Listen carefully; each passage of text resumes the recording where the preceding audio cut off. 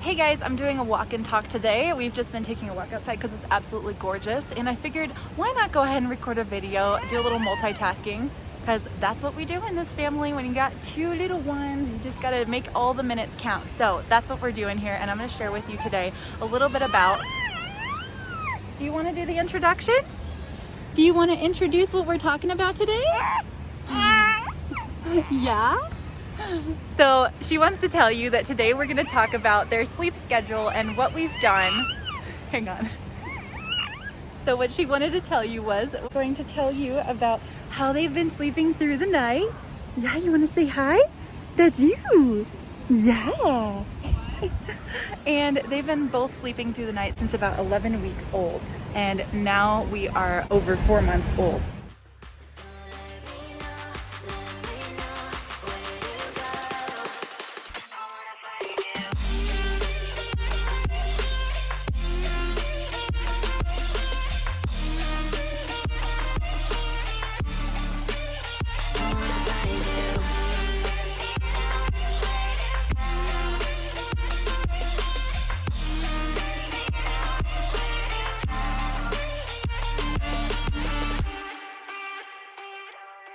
Hope that some of these things can work for you because they worked really well for us.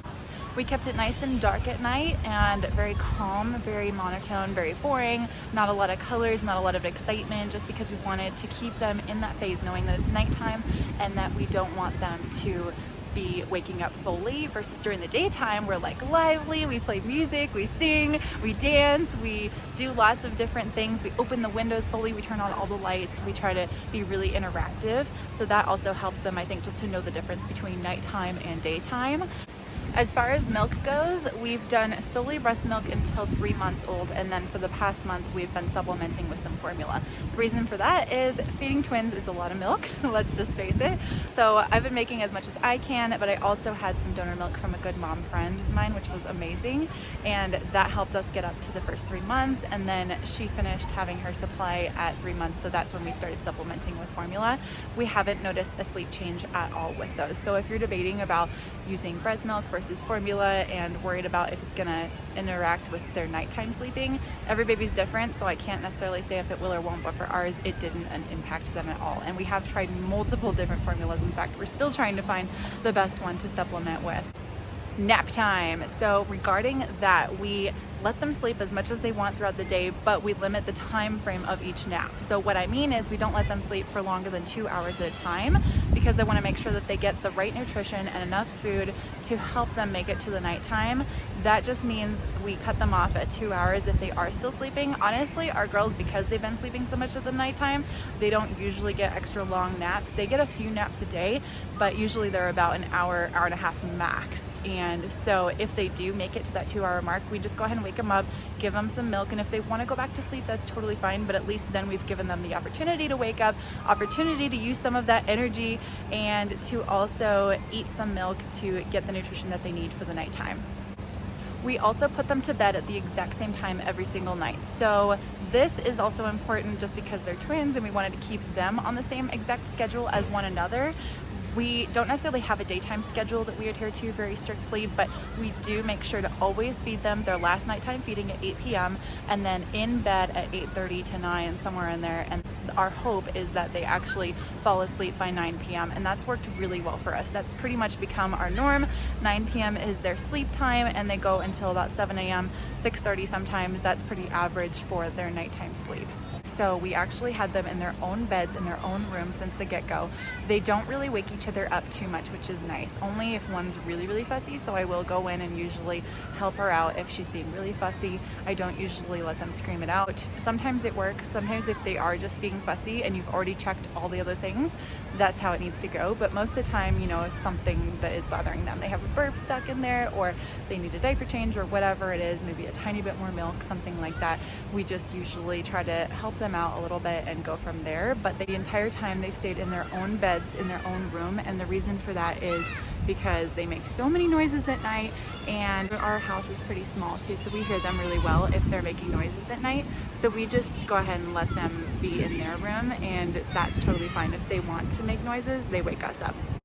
couple more things. So the next thing that I want to talk to you about is swaddling versus not swaddling. What we did with that is we stopped swaddling them once they were able to get out of their swaddles, which was right around the same time that they started sleeping through the night. So I don't know if that had something to do with it.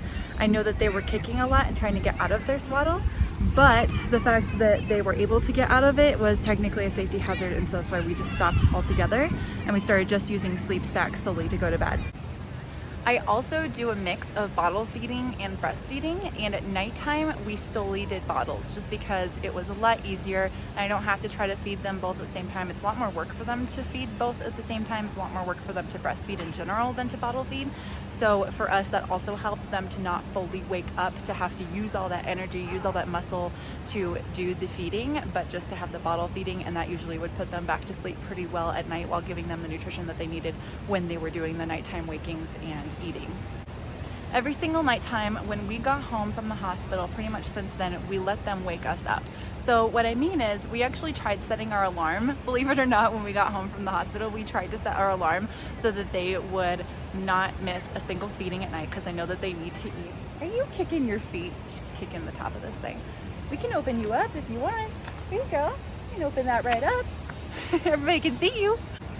So we let them wake us up at nighttime, and this was because they would always beat us to the alarm when we tried setting it when we got home from the hospital. So we just figured, okay, you know what? If they're gonna wake us up anyways, let's just let them do it, and then they'll set the schedule for us and how long they wanna sleep and how long they can make it with their feedings and not being hungry or whatnot.